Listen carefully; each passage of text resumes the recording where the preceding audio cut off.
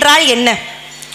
பக்தி என்பது உணவிற்குள் வந்தால் அது பிரசாதம், பக்தி என்பது நீருக்குள் வந்தால் அது தீர்த்தம், பக்தி என்பது செய்கிற செயலில் வந்தால் அது சேவை, பக்தி என்பது பணியில் வந்தால் அது கர்மா, பக்தி என்பது பயணத்தில் வந்தால் அது யாத்திரை, பக்தி என்பது பாடலில் வந்தால் அது கீர்த்தனை, பக்தி என்பது பசிக்குள் வந்தால் அது விரதம், பக்தி என்பது ஒரு வீட்டிற்குள் வந்தால் அது கோவில், பக்தி என்பது எப்போ ஒரு ஆளுக்குள்ள வருகிறதோ அப்பொழுதுதான் அவன் முழு மனிதனாக காட்சியளிப்பான் அப்படின்னு சொன்னா. ஸ்ரீவில்லிபுத்தூர் பெரிய மாரியம்மன் கோவிலில் என் கண்ணு முன்னாடி அத்துணை பேரும் முழு மனிதர்களாக காட்சியளிக்கிறீர்கள். ரொம்ப ரொம்ப பெருமையாக இருக்கு. தமிழர்கள் சாதாரண விஷயம் இல்லைங்க.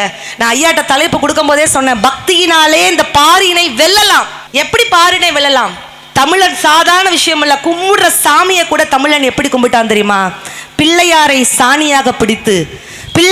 சாணியாக பிடித்து முருகனை சேவல் கொடியில் அமர்த்தி, காளையை நந்தியாக அமர்த்தி, பசுவை கோமாதாவாக வணங்கி, சிங்கத்தை சக்தியின் வாகனமாக்கி, புலியை ஐயப்பனின் நண்பனாக்கி, எருமையை யமனின் தேராக்கி, குரங்கை அனுமனாக கும்பிட்டு, நாயை கூட பைரவராக பார்த்து வணங்கக்கூடிய சமுதாயம் தான் நம் தமிழ் சமுதாயம் அப்படின்ட்டு சொன்னா எப்படிப்பட்ட பெருமை மிகுந்த ஒரு சமுதாயம்.